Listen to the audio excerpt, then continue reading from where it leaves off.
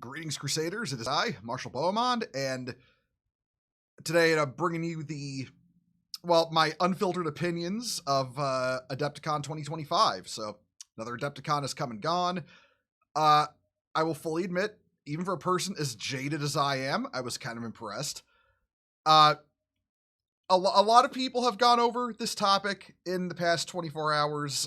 People who are, more verbose and well-worded and educated on the topic than I am. So I'm just going to do I'm going to make this quick and easy and dirty. So that's how we're going to do it. So to start, the Old World. Specifically, we have the Beastmen are coming back to the Old World. A lot of these are models that were basically pulled from Age of Sigmar, and also some brand new ones for, the Old World itself. I mean, granted, Beastmen didn't really get much in the way of new content in Age of Sigmar, which was that's part of the course. It's the dumping ground game for GW. It's the redheaded stepchild. But I'm glad to see Beastmen taken from that setting, as they have been completely erased from Age of Sigmar and its canon, and put back in the Old World where they belong, the proper Warhammer Fantasy setting. So seeing them getting their army released now, along with brand new stuff in a proper game, it warms my heart. I'm glad to see Games Workshop is really continuing to knock it out of the park with the Old World, because not only, are Beastmen coming back, but so are the Wood Elves. And, again, these are, just really nice models, really good quality. I'm not much of an elf guy. I will fully admit that. My heart lies with humanity and the Empire of Man. But that said, seeing elves get, good models and, in Old World, I like it. I'm impressed. I'm also impressed with the first brand new Warhammer fantasy army in literal decades. Cathay got revealed.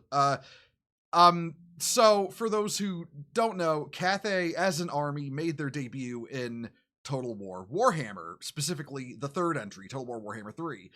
They were one of the new armies introduced in that, along with Kislev, and now they are getting a actual miniatures army in Warhammer the Old World.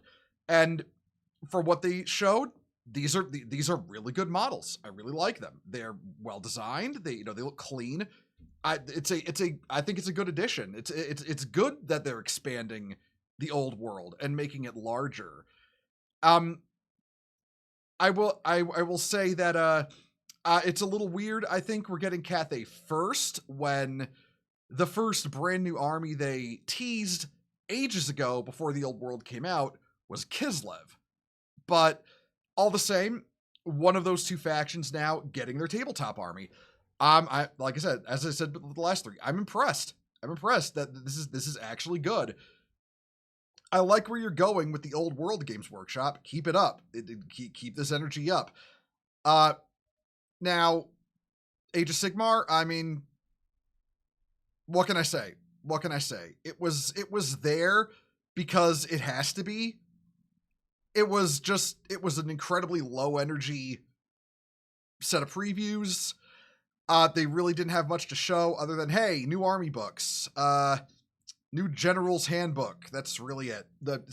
It was kind of just there, just like the last set of reveals. Age of Sigmar is really showing its issues, and primarily its lack of love from Games Workshop in the general lack of attention it's been getting since its newest edition release. And I can't really say I blame Games Workshop. It's not popular. So yeah, at this point, it occupies it's just their status in reveal shows. So moving on. Kill Team.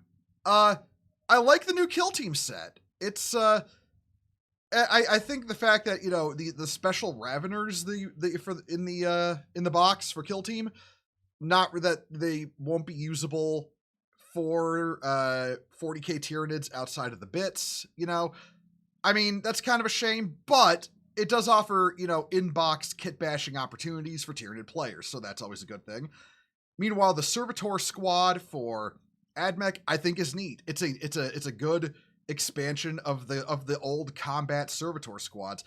I kind of hope they give it to Space Marines too, just because, you know, combat servitors were a thing for Space Marines, like a squad option that could be led by a Tech Marine.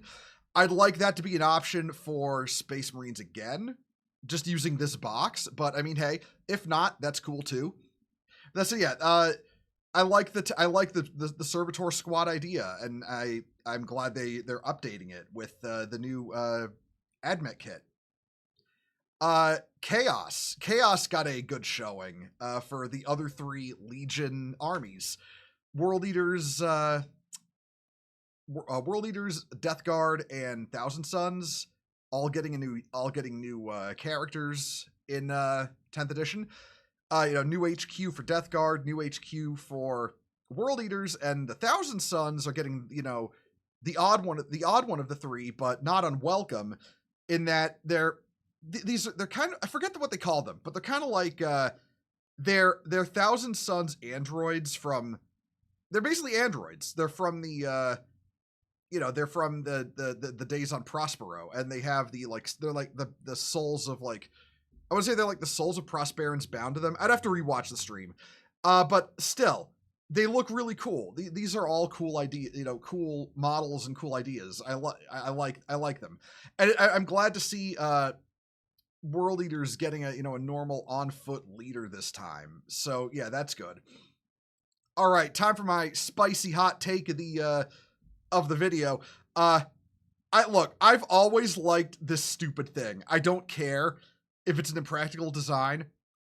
I've always liked the Nemesis Dread Knight, and I'm glad to see that, you know, it's getting, well, specifically the Grandmaster variant, the Grandmaster Dread Knight is getting its own kit. And I'm glad to see that, because listen, I will say it again. I like this stupid thing. I think it's cool. Is it dumb? Absolutely. Is it cool? Incredibly so. So, yeah, I personally like this kit. I'm glad it's coming out. So yeah, Grey Knight's getting this, along with this is gonna come with the source book, the Crusade source book for the new Armageddon campaign. But yeah, the new Grey Knight stuff, I'm okay with that. And also, last and certainly not least, especially not least, I think this was the big reveal of the night, was the new Space Wolves. And yeah, these look good. These look really good. I'm really glad. I'm really glad for one thing. This is something I noticed. They're throwing in a lot of Firstborn armor patterns into the Space Wolf release. Like, I've always been one who says that a lot of 40k hobbyists sleep on using Horus Heresy bits, or just Horus Heresy Marines in general to portray their Space Marines in 40k if they want the Firstborn aesthetic. But that said, I'm glad they're incorporating more Firstborn aesthetic into new Space Marines, into new Space Marine releases. I'm really glad for that. I hope they continue this, and I think they might be, based on what's coming up next, which is the preview for what is coming. And the preview, okay, well, it's the stuff they've shown: Thousand Sons, Space Wolves, World Eaters, Death Guard. That's the immediate future. The next wave from that will be, my boys, the Black Templars, the Grey Knights, who, they previewed the Dread Knight they're getting, and then the two brands of Imperial Knights, the Loyalist and Chaos. But that's, like, as excited as I am for Black Templars getting the Codex. What is really, making me wonder is this last set of images. Now, it's obvious what all three are. It is a Salamander, a Kin, the Leagues of Votann, and an Imperial Fist. That much is obvious. The thing, though, is that why would they show Salamanders and Imperial Fists? And this is my personal theory for where Games Workshop might be going. Let's be honest with ourselves. the Codex releases in early 10th edition, not well received, and rightfully so. I think they are slowly working on salvaging it. I will say many of the unit choices in the Emperor's Children Codex were kind of anemic. I don't think the rules themselves were bad. I also don't necessarily think the Imperial Guard Codex itself was bad, even if the you must play an existing regiment thing was very lame. But what I see happening here, Games Workshop, I think, is going to extend the life of 10th edition. I think they're going to iterate on 10th as a kind of long-term edition, as opposed to doing a 2-year release schedule. And what makes me think that is the fact they're showing what is effectively the preview for codexes or codex supplements for the Salamanders and the Imperial Fists, 2 of the first founding Space Marine chapters.